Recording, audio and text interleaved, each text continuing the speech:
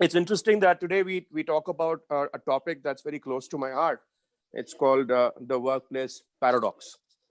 And there's no presentation, so don't worry. Microsoft doesn't make any money out of this particular session, and it's a free-flowing conversation based upon the years of research which I have done.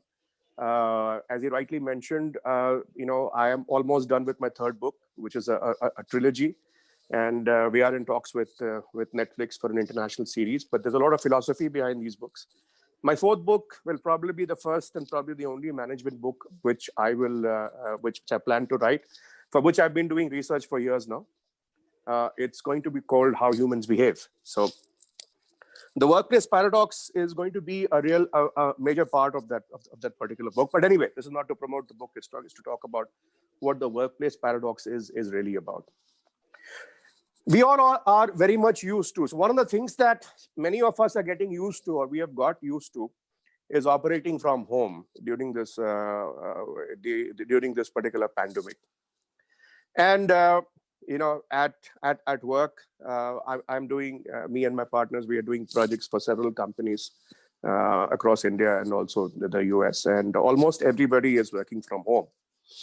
And what's really happening is, and what we see is that slowly people are beginning to get too used to working from home. And as I speak to several people, there are several people who are saying, I actually prefer this. Why is that happening? Something very simple. To really understand about what is the workplace paradox and why are workplaces designed in the manner that we are used to. So what are we all used to? We are used to getting up in the morning, getting ready, we go to work, we come to a place which is like a building or a factory, or those of you who are into sales, you'll be going into showrooms or your distributors' places, etc. And the pattern is the same. You get into a lift, go into your floor, and if you're sitting in a cabin or at a desk, the air is actually filtered. It is air conditioned. There are partitions out there. There is a door. There are exits. And the workplace is designed with several protocols and several do's and don'ts. The don'ts always outweigh the do's. But that's an interesting thing. If you're a senior person, if you're a manager, you'll have a cabin. The cabin will have a door. If you're lucky, you may have a window. Otherwise, if it's not a high rise in a place like Bombay, you may not even have a window. It may be soundproofed. You'll have a laptop in front of you. For your meetings, you'll go to a meeting room, which is again a closed space, which may not have any windows. And there are those do's and don'ts and et cetera, et cetera. So you work like that from maybe 9:30 in the morning till 6:37 in the evening, and then you go back, right? And then on Friday afternoon, many of us want to get away from there and then go home. And then on Sunday night, it hits us that Monday morning, we have to go back to that same atmosphere. And for many of us, Sunday nights, we are like, oh no, tomorrow's Monday again. Why does this happen? So let's take you back to a little bit of history. As Homo sapiens, our species, we have been around on this planet for 250,000 years. The first 70,000 years of our existence, when we were hunters and gatherers, we actually did not have any concept of space or home, etc. We stayed in caves, right? And we woke up in the morning. We lived in very small tribes of maybe 8 to 10 people, right? We went out. We didn't grow anything. We plucked whatever fruits, berries, etc. we got. Once in a while, we went and we hunted some animal together, brought back, the meat, once we discovered fire. And our work timing was normally from morning 8 till about afternoon 12. When we came back, we stayed there, we ate, we slept, and the next morning we did it again. So we didn't have any concept of space per se. All this happened for 70,000 years, where human beings did not really have to work, right? They didn't own anything. We didn't own anything. We didn't own space. We didn't own land. We didn't own anything.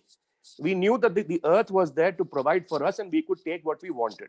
We were extremely sharp, extremely intelligent. We were much, much fitter than what we are today. We were light, we were tall, we could jump from long distances, we were strong, and we ate seasonal food. Average life expectancy back then was around 60 to 65 years, which is a fantastic thing. Then what happened in 70,000 years? After 70,000 years, what happened was we discovered something called agriculture. We discovered that there are certain seeds that you put into the ground and you water them, you cultivate that particular land, and guess what? Food grows. All these issues began with that.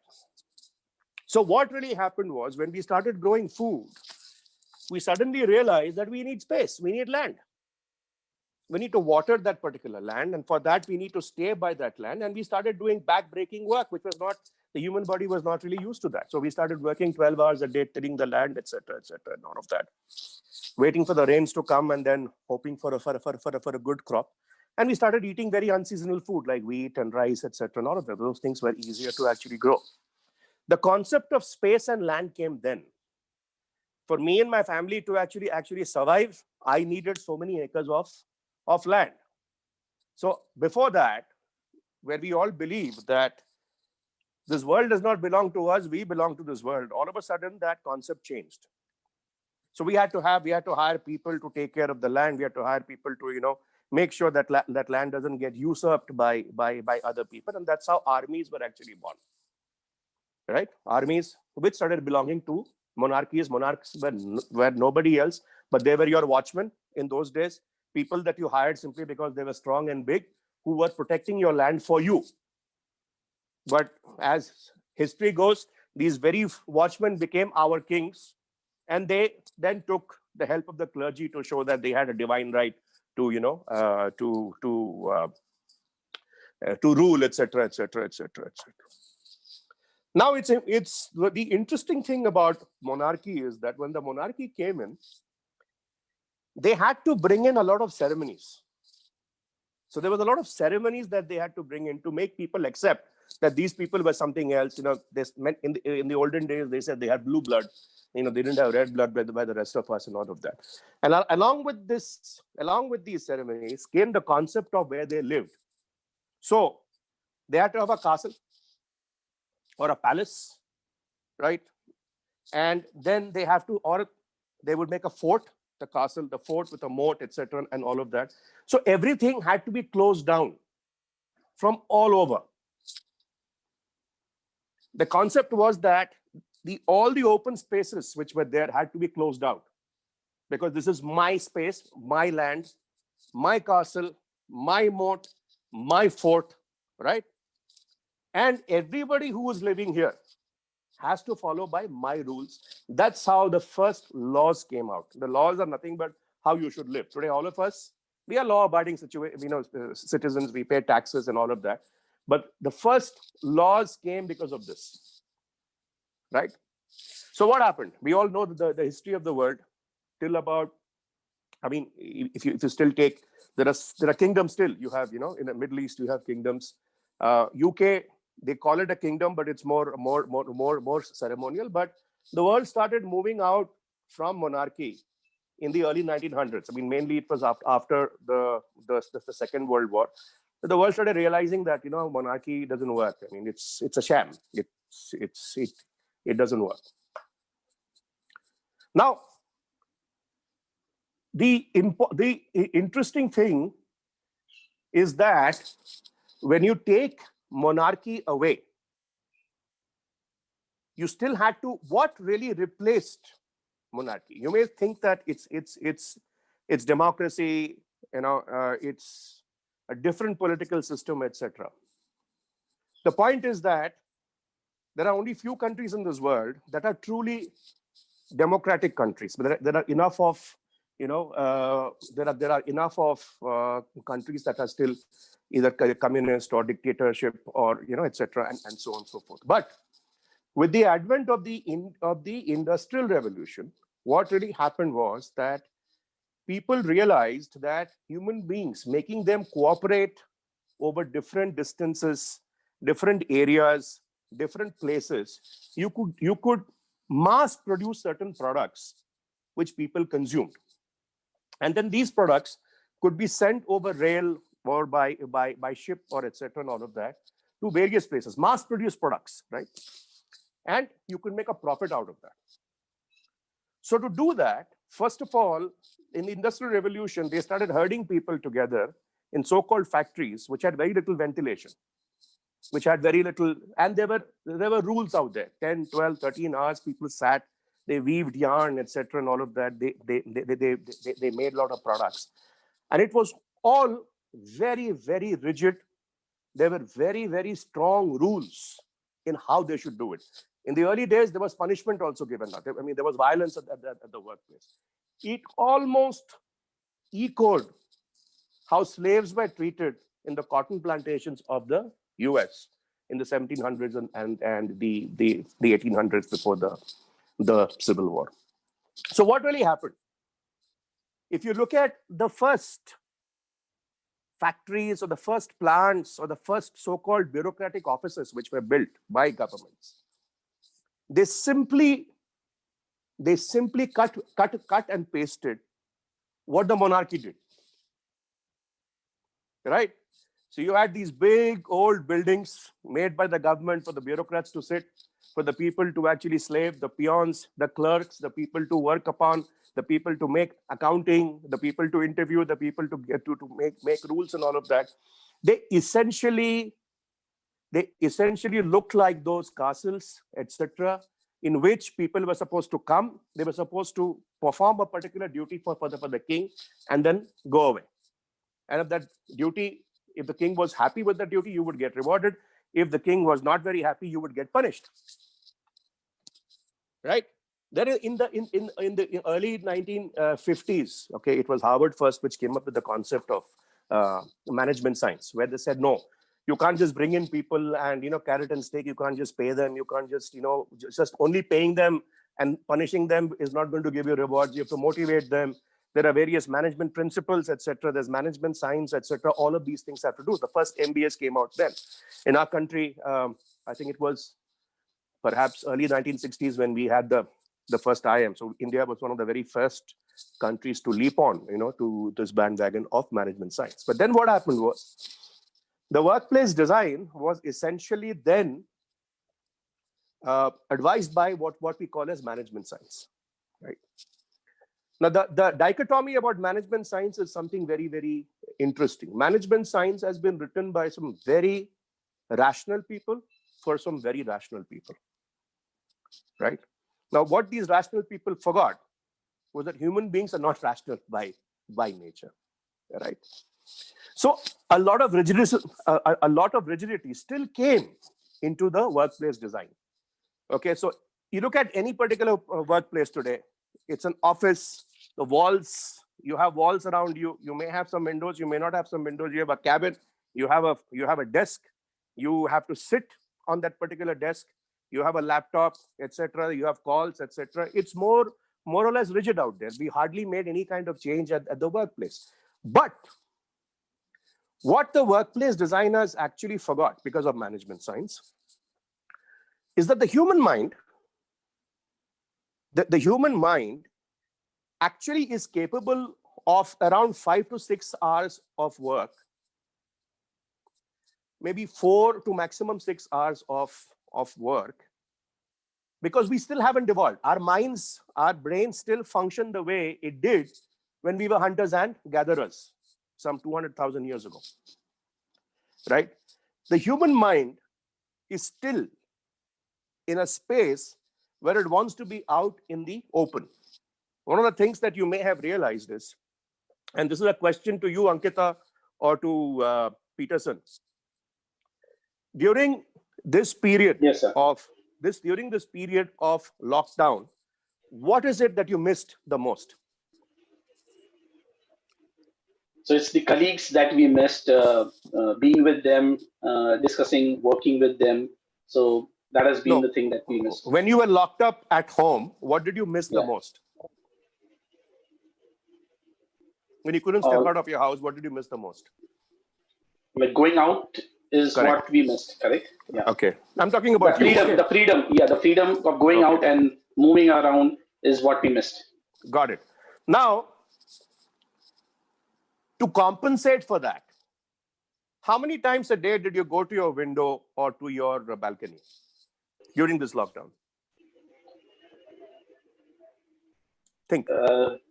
So it's to say I couldn't count it, but yes, quite often we used to take when we used to take a break, we used to just go at the window and have a peep around, out, seeing what is different outside, and then come Correct. back.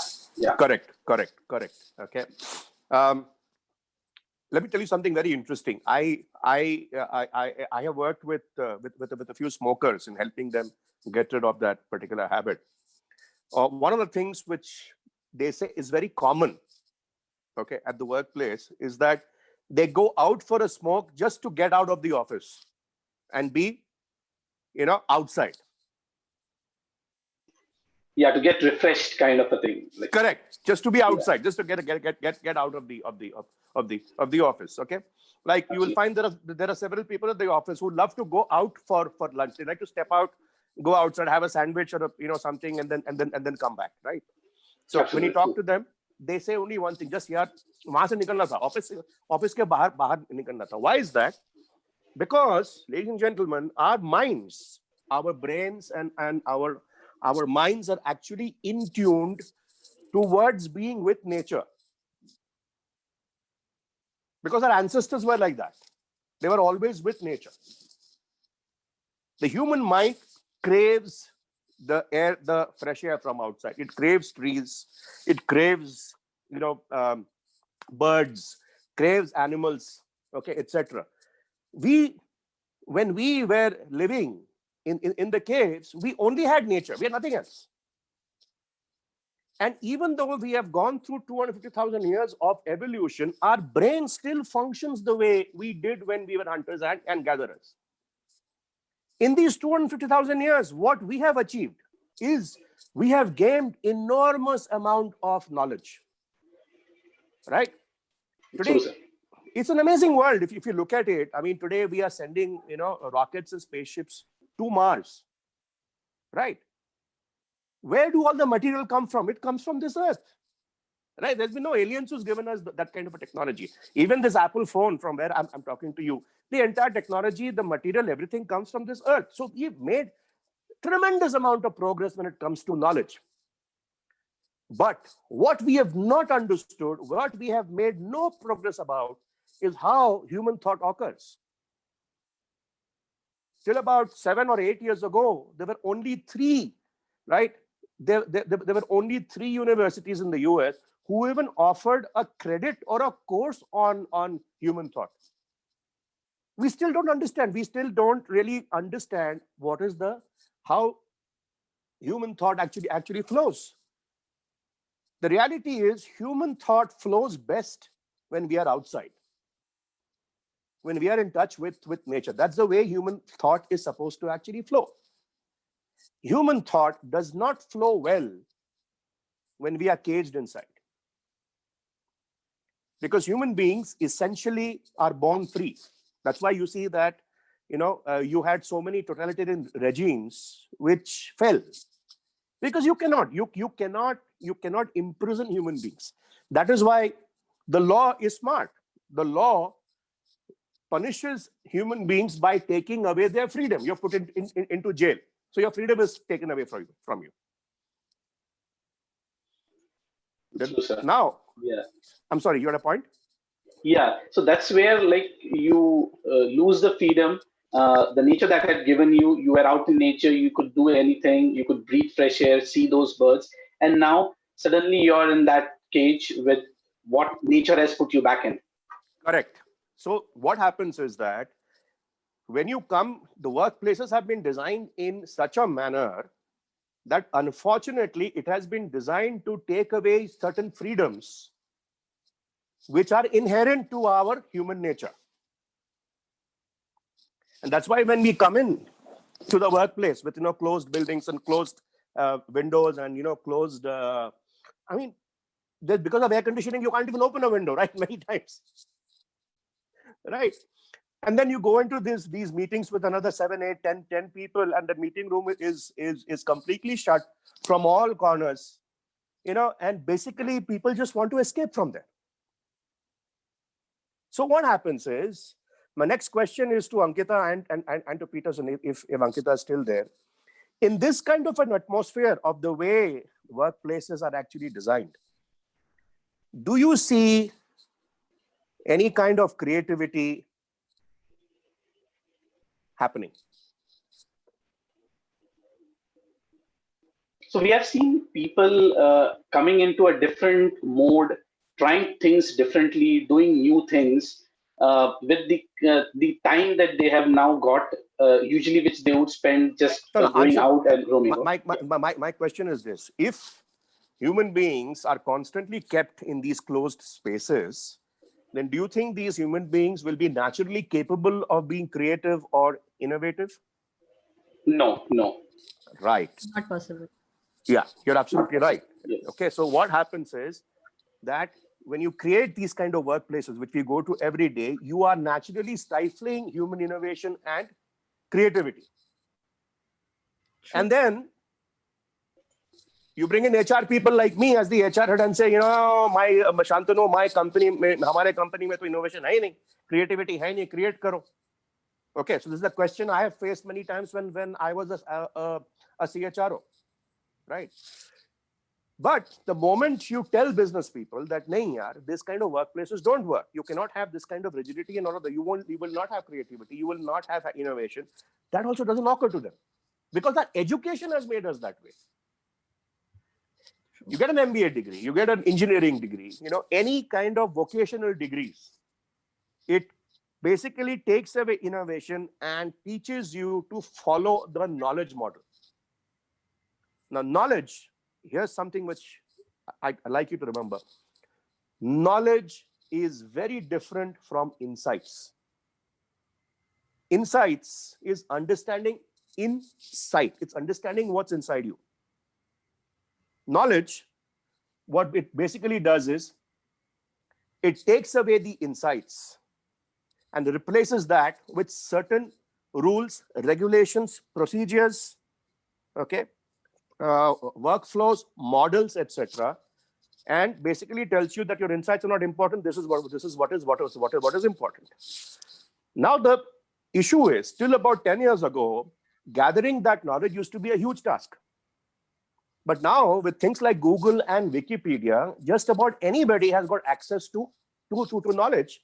And when we have so much of access to knowledge, we are suddenly waking up as a world and realizing that we lack the insights.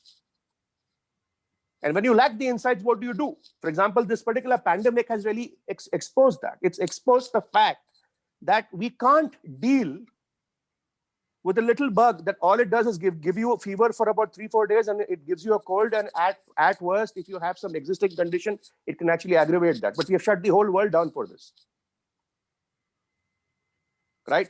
This lack of insights, is impeding us from finding out a practical solution to it, or a practical vaccine to it, because we're all going back to the set ways of knowledge. So what does knowledge do? Knowledge does not set you free. Insight sets you free.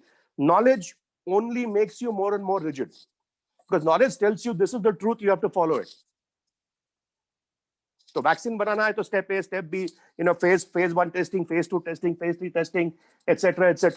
Only that way vaccine banega. But the problem is, with something like this, which is totally new to us, a totally different approach is actually required.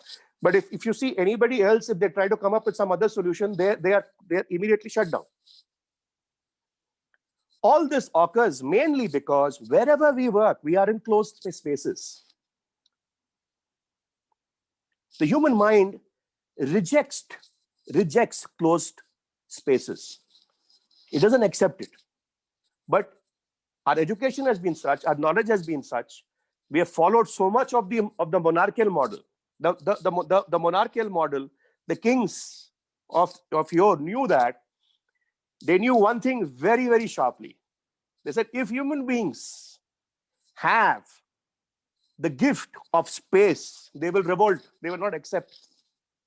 because they all knew we were basically watchmen. All the kings, hum to basically watchmen hi the. But we are controlling the land. So they forced human beings into closed spaces, taking away the openness of their mind, right? Unfortunately, management science using this particular paradox has designed workplaces which still follow what monarchs of the yore did. And that's why I call it a paradox. Even if you bring in people who are only supposed to follow orders and do a routine kind of a job from 9 to 5, day in, day out, day in, day out, day in, day out, at some point of their time, the productivity will fall because even their minds don't take it. That's why, we love watching movies. We love to go to an IMAX theater and, watch a movie larger than life and Batman, Superman, Amitabh Bachchan, Dharmendra, etc. and all of that. We love those escapist movies. Okay. Ankita, I know that you are very fond of music. Am I correct? Yes. Okay. Yes. So when you listen to a nice Lata Mangeshkar song, what really happens to your mind? I feel refreshed. I think suddenly your creativity exponentially grows. You feel positive and you are more into everything you want to do. Fantastic. Fantastic. Now tell me something. I'm sure you must have heard quite a few Lata Mangeshkar songs and you remember most of the lyrics, right? Yes, I mean the one I like, yeah. Correct. Did you ever really take a book, read those lyrics and memorize them? Not really. I think when you enjoy listening to it, when you understand the meaning, you can relate to it, it automatically happens. Fantastic. Thank you so much for that answer. So this proves my theory that human beings learn very quickly. They learn very quickly when they're not boxed in. You watch a movie like Sholay for 3 hours, you come out remembering all the dialogues because you're not putting pressure on yourself to actually understand. When you're listening to a beautiful song, you immediately remember the music. If you're traveling somewhere and somebody is actually playing that, you automatically feel no. You remember that particular strain of that song and say, yeah, this is Lag Ja Gale from Lata Mangeshkar, or this is Kuch To Log Kahenge by Kishore Kumar. Why? Because you have never put yourself under pressure to actually understand that, right? The issue is that knowledge actually is constantly putting pressure on you to actually understand, and the workplaces are designed, so for you to either gain that knowledge or dissipate that particular knowledge.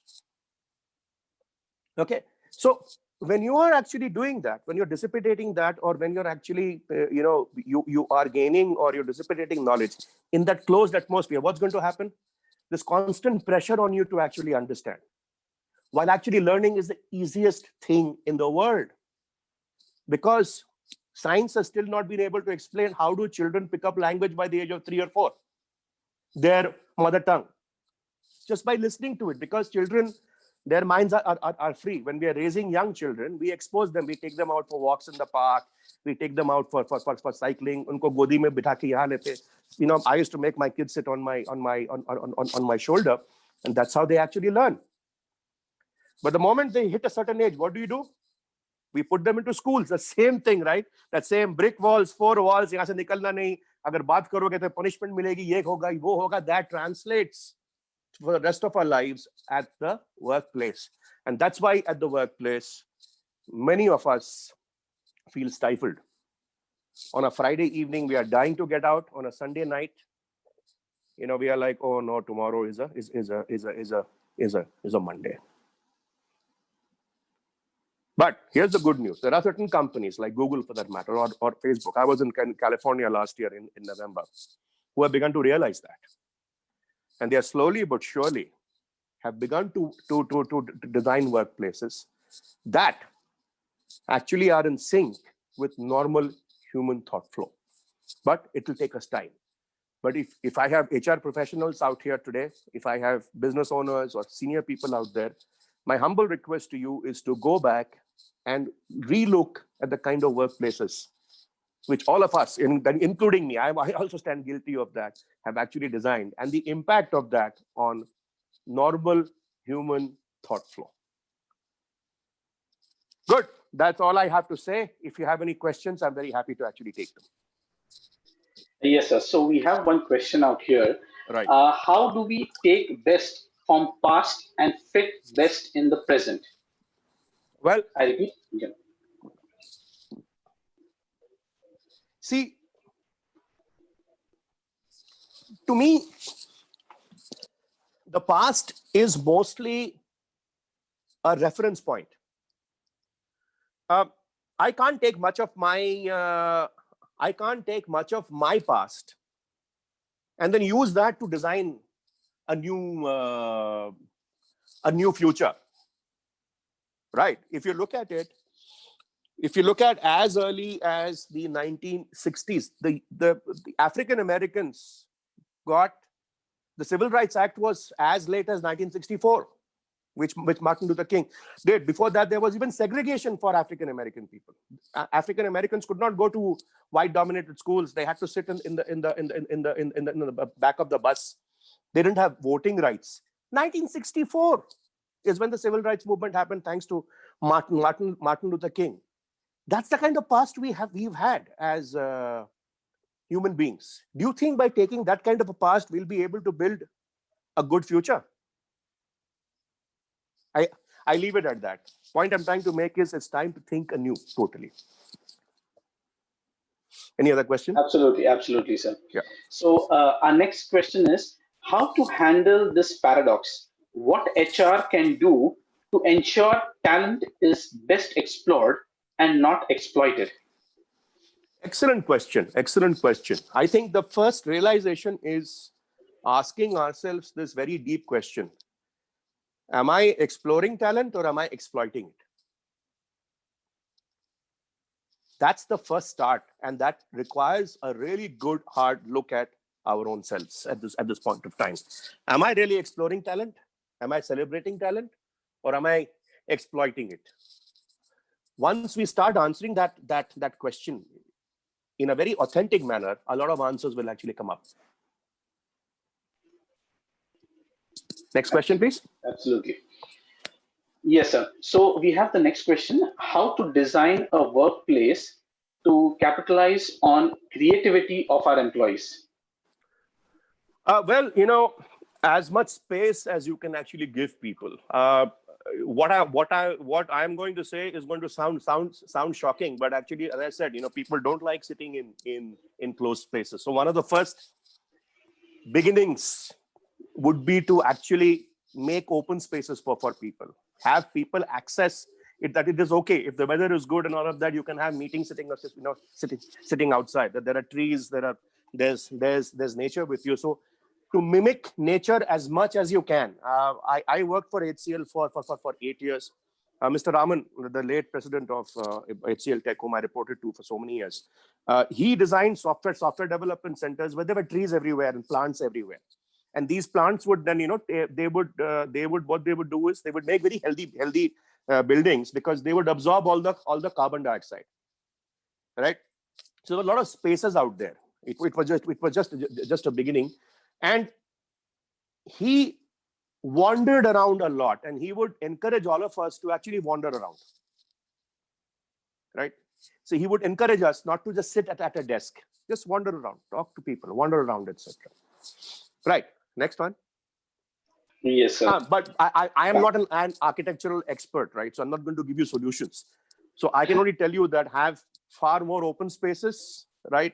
Less doors, less walls, and less meeting rooms. For that, people don't like going to meetings. Yeah, absolutely. So it's all about the freedom of space that you have to unleash that creativity within you. Absolutely. Yes, yeah. yes. Yeah. So we have another question from Mr. Setu. He has talked about, are there any behavioral science or studies which can be referred to making workplaces more in line with human thought process of paradox? There are, there are, but there is very little real research has actually been done into it. I'm from an American university. I only know of a few people that have done some amount of research into it. Of course, Edward de Bono was one who wrote the five thinking hats. He was the first person to do research on how human thought flows.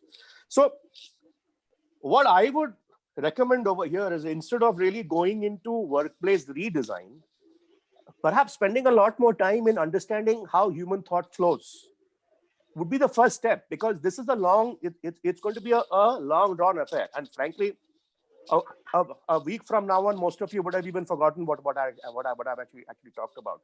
So none of us are experts. I mean, I'm sure there would be a few architecture people out here who would be experts.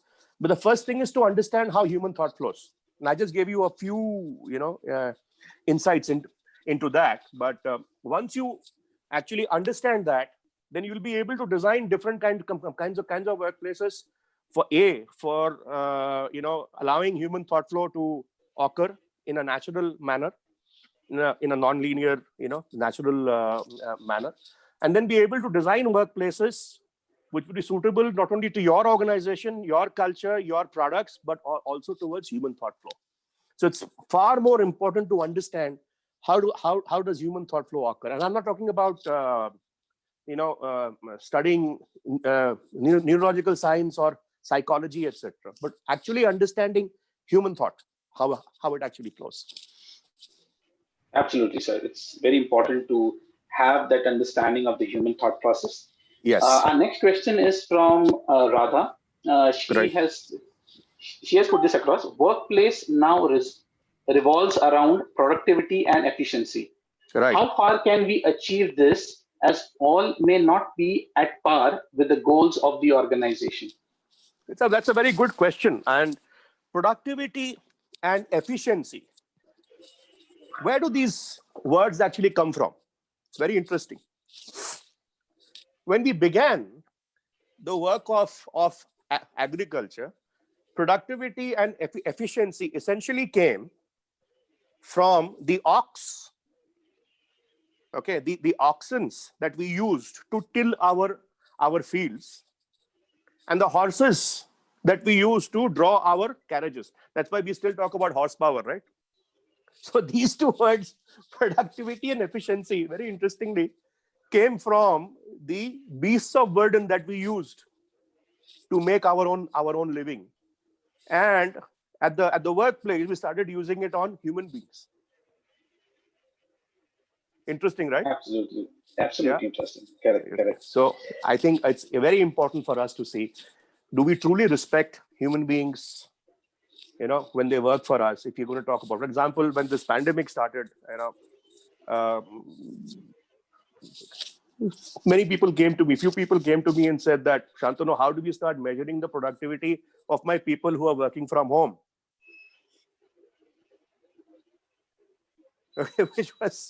So I had to really coach them and say, please don't do that. Okay, there are people are working from home. They're already stressed. People are, they're reducing salaries, etc. Now you're going to actually, what are you going to do? You're going to keep cameras at home to see whether they're working or not, and impeach on their privacy.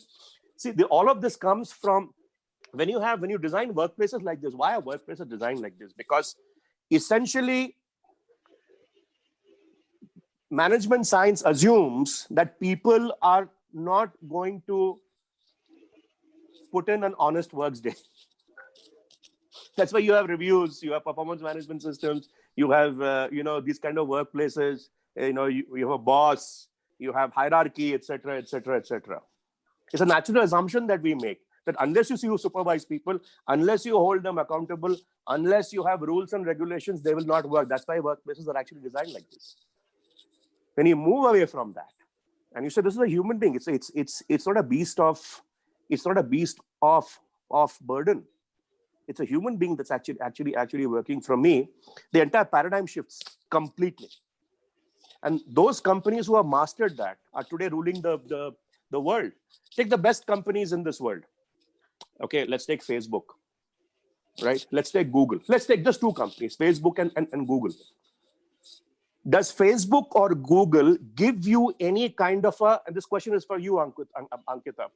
Does Facebook or Google give you any kind of a tangible product which you can buy and feel with your hands? No. I rest my case. And these are today they are the largest companies in the world. Why did that happen? Because the people who were running it decided not to apply those same management principles. True. And they came up with something, but they don't even have a product which you can buy. I think it's the value and the relevance, or the need, as I may say. Exactly. 20 years ago, none of us would have thought about it. But these are people who thought out of the box. So you had somebody even dropping out of Harvard. When you talk about think out of the box, it means don't think in the way that we are trained to. We just sit in these four walls, etc. I mean, today I'm having a connectivity issue. Otherwise, I would have done this particular seminar with you while I'm sitting in my balcony. Good. Absolutely. Next question, please. So it's all about the managers need to know how to manage the task rather than managing the people, so that they can ensure that the task is getting done by them. Rather than managing the people, monitoring them, it's all about, it should be a task-driven approach. See, task and all is actually fine, but with AI coming in, majority of your tasks are going to get done by your computers. What we need to understand as working professionals, I mean, just look back 10 years ago. Okay, Peterson and Ankita, how many of those tasks which you did manually 10 years ago is today done easily by your smartphone? More than 60%. Sorry? I said more than 60% as far as official work is concerned. I mean, correct. In 10 years' time, 60% of what you did manually 10 years ago is now being done by your smartphone or your device, right? So what's going to happen 10 years from now on? Can you imagine? As they rightly say, I think probably only human skills, what a machine would not be able to do, only that would remain with humans. I think it will be 100%. Whatever is possible to be moved to machine will happen. So in about 10 years' time, and you rightly said that, and I'm so glad that you actually said that, a lot of things what you and I are doing today will become completely obsolete. I remember still 3 years ago, if right on my device, if I had to share a particular presentation, I'd be sweating. Now I just go click, bring that screen on, and you'll be able to actually see it. Sure. So 10 years from now on, the workplace is going to be very, very different from what we are doing now. Almost everything that you and I do now will be done on command. Right? AI will become so this thing that, it will, for example, models, financial models, accounting, etc. Okay. Your interviewing systems will be done by AI. Okay, you will, whatever skills that the particular has, there'll be an AI system that will talk to the person, gauge all the skills, give you a score. And the final discussion will be between you and that particular person, probably on Zoom itself, just to check that cultural fit.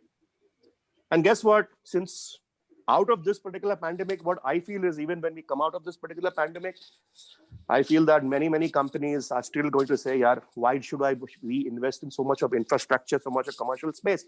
Let people work from home." When you do that, it is happening, right? But I'm saying majority of it may actually go that way. When that happens, is maintaining a company culture going to be very important for you? Thought to ponder. Right. Then anybody will think, so why should I really bother about, in many cases, in 10 to 15 years time, as you rightly mentioned, one of the things which I'd like to share, just a point over here, is that with AI taking over, what's going to happen is that smart governments, forward-thinking smart governments will be voted into power, who will, across the world, have something called a basic income for all tax-paying citizens.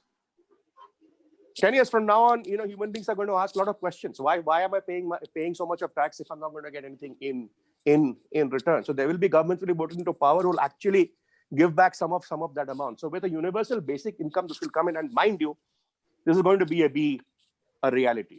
It's already beginning, right? The clamor for it is actually already beginning.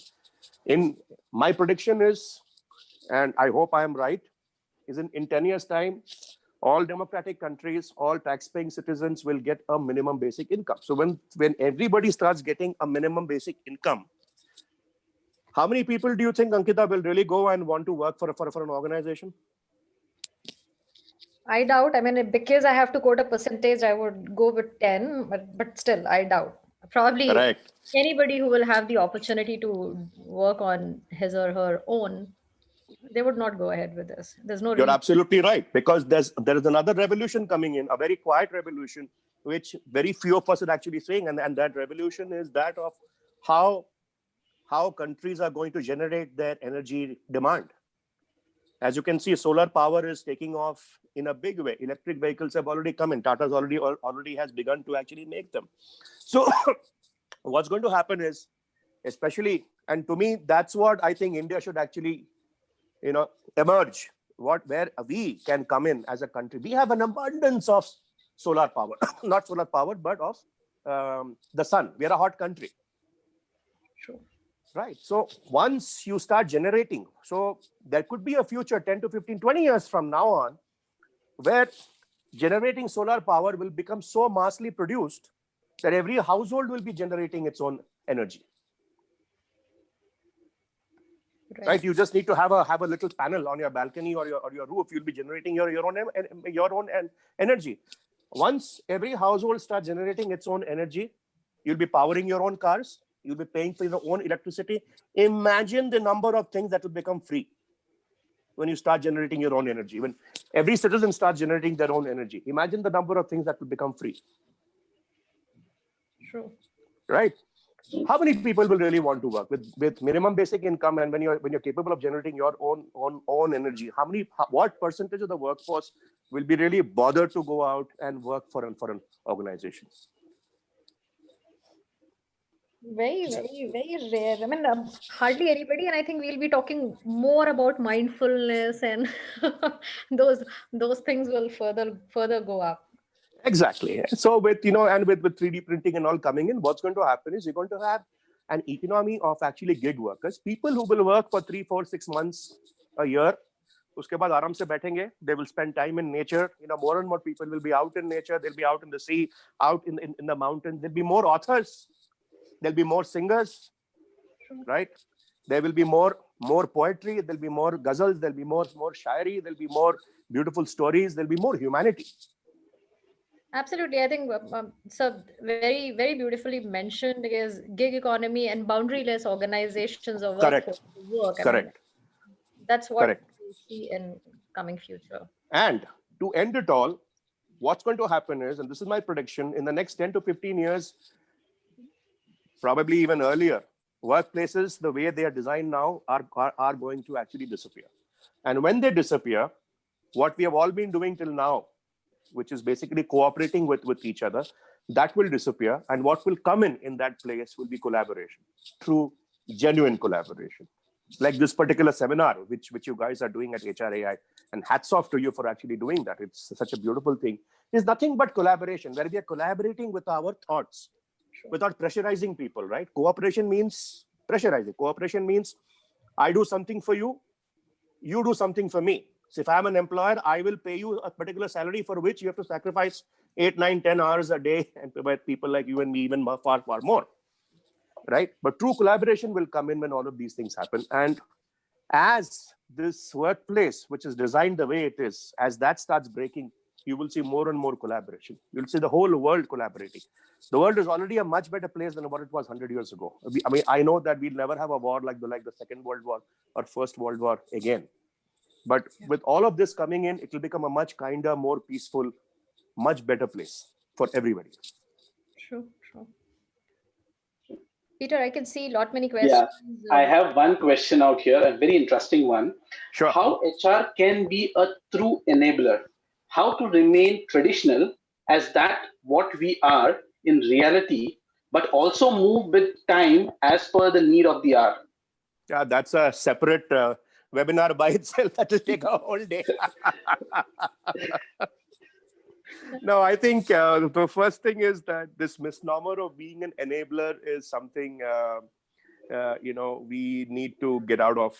I think we HR people should not be seen as enablers. There is no enabling does not have any kind of a meaning. HR, it's high time that HR, and I know, a lot of HR people, I have a lot of respect for them. There are several HR friends that I have who are completely into the business. They've got up that enabling thing, and what they're doing is it's no longer a staff function, but it's a complete line function, right? And this is the best time to actually come out of that enabling thing and become as line of function as anybody else. Absolutely. Peter, I can see a few questions in the chat window. If Correct. you keep those up, please. Yeah, so we have one from... Yeah. How much time do we have? Yes, sir. We have... So. Sorry? Around 10 minutes we have. Oh, okay, fine. Great. Okay. So we have a question from Dr. Nandan. Right. How you would describe the pace of Paradox? How are the working hours for Paradox, that is work-life balance? Let me try to answer that. Essentially, before the agricultural revolution, people worked not more than 4 to 5 hours a day. And the human mind still functions in that manner. So basically, they say that if a meeting goes beyond 45 minutes, the concentration levels comes down in that, for the average human being out there. That's why they say that every meeting, it's only 75% of what's been discussed that is retained. Everything else is actually forgotten after that. So same way, this entire concept of 8, 9, 10 hours came in basically because of the ILO, the International Labour Organization, which said that before that people used to be working 15, 16 hours a day, 20 hours. So they said, it has to have an 8-hour shift. Anything beyond that, has to have a overtime, etc., and all of that. But giving a particular time period for human beings to actually work may be actually counterproductive, because all of us put in 8 hours, 9 hours, 10 hours days. But the real question is, how many of those hours are we actually productive? For example, if you really office gossip, people like to talk in the office, they like to have a cup of tea, they like to talk politics, etc., and all of that. What percentage of time actually goes into that? How many calls that we make during the day to our colleagues? How much time are we actually spending, for 3-4 minutes when we talk about office politics? How much time actually goes into that? How much productivity do you really have? And why do human beings engage in those kind of talks? Because that's human nature, right? We like to tell each other stories. We like to hear stories, right? And those stories bring in a little bit of spice here and there, So that's what human nature is. Really prescribing number of hours, to me, has not been very productive. The reason why we prescribe hours is because of the word compensation. Why we say compensation, it means that we compensate people for the amount of time they spend in an office. So we say 8 ghante per day, and we have a machine that comes in, you put in your thumb, or it reads your eyes, it sends information into payroll that stay 8 ghanta kiya hai. So we actually calculate everybody's productivity into per hour basis, and that's how this compensation comes. So that's how we actually used it. To me, measuring people on the number of hours they spend at the workplace is a paradox by itself. It's never made sense to me. I remember when I worked for 8 years in HCL Tech under Mr. Raman, who was the founder of the company, no more. He could never be bothered when we came into the office and when we left. But he just said that work should happen. That's it. Absolutely, sir. Work needs to happen. Correct. That's rightly said. So we have a next question from Mr. Rajesh Desai. Sometimes it is required have people to just follow the procedures already designed and to be compiled. Then what would be the use of their creativity? Can these ideas be applied to it? I see. If you're a software engineer designing a particular IT product, if you have to create a particular vehicle, if you're an automobile engineer and all of that, as long as you're in the plant, there are certain policies, procedures, and certain ways of working which you have to follow. Otherwise, that product will not get built. Right? So I'm not saying that as far as factories, plants, etc., are concerned, that you perhaps need that kind of a space. But where you don't need it, for example, sales, marketing, finance, etc., and all of that, is there really a need to have all of this? That's the question which I'm asking. In any case, like Ankita and I, we discussed, 10, 15 years from now on, almost 80% of your production process will be done by robots. Forget 15 years, in 10 years. One of my team members is, working in Delhi for a robotics company. The things that she is working upon, it's scary. It's almost like the movie Terminator. I mean, these robots can do almost everything. True. So we have another question. Yeah. This is related to the current situation, pandemic. This pandemic is going to take a while. Engaging creative spaces online is the biggest challenge. Any ideas towards these? See, the moment we talk about, it's like that the question itself is extremely interesting. Can you read that question again? Especially the creative part. Yeah, this pandemic is going to take a while. Engaging creative spaces online is the biggest challenge. Any ideas? So that question itself, if you examine it, you're already thinking that people are not creative. How do I make them creative online? The reality is everybody is actually creative. The human mind has been designed to be creative. That's why we seek these open spaces. That's why we seek nature. We seek fresh air. We seek the sea. We seek the sun, the moon, the stars, the breeze, the mountains. So the main thing is that creativity comes. When does creativity come?